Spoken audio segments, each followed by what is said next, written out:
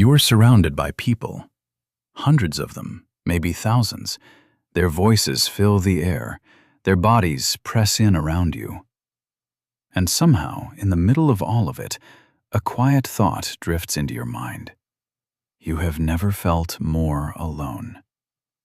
It does not make sense, and yet it happens to almost every human being on Earth, across every culture, in every era. It happened to the ancient Romans. It happens at concerts, at parties, at family dinners. And the real reason it happens is far stranger than loneliness. Your brain is running software that is roughly 200,000 years old, software that was never designed for crowds. It was designed for a group of around 150 people, not a city of millions. 150 faces, all of whom knew your name. That number is not a guess.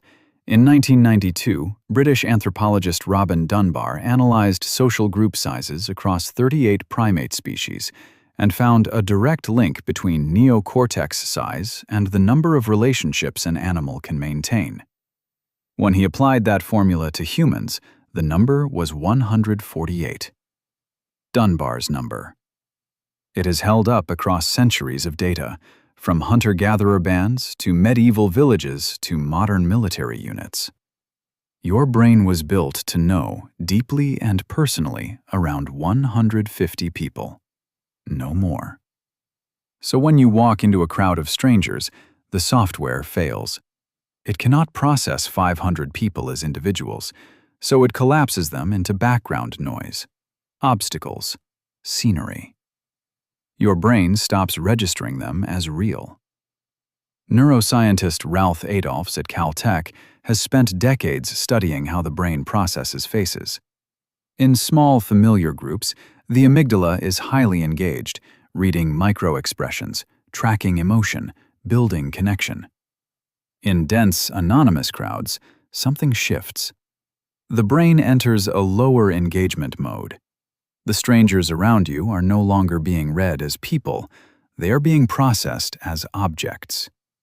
You are not heartless, your brain is efficient. But here is what that efficiency costs you. When the brain categorizes strangers as non-persons, the circuitry that generates felt connection goes quiet. And when that circuitry goes quiet, something else rises. Emptiness.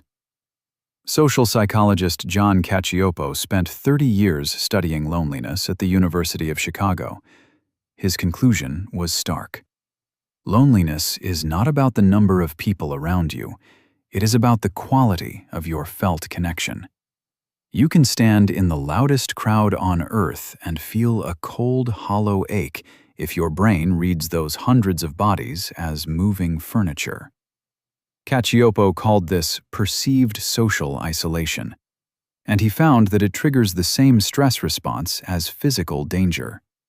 Cortisol rises. The nervous system shifts into a mild state of threat.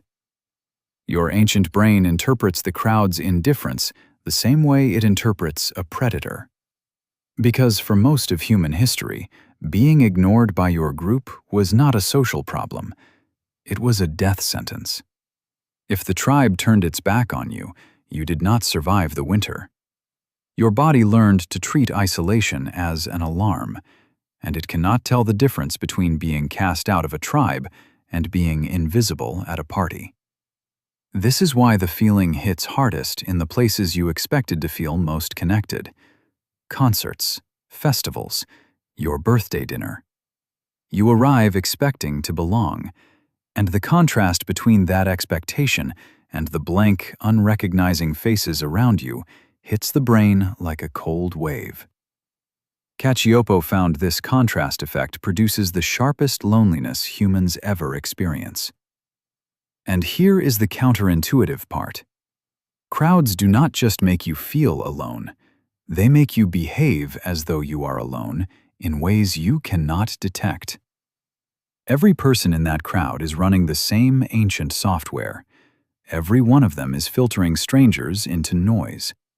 Every one of them is, at some level, alone inside their own skull. You are not broken. You are a creature designed for intimacy, dropped into a world built for scale. The loneliness you feel in a crowd is not a sign that something is wrong with you. It is a sign that your brain remembers something important. That belonging has never been about the number of people in the room. It has always been about the quality of the eyes that see you. One face that knows your name can silence an ocean of strangers.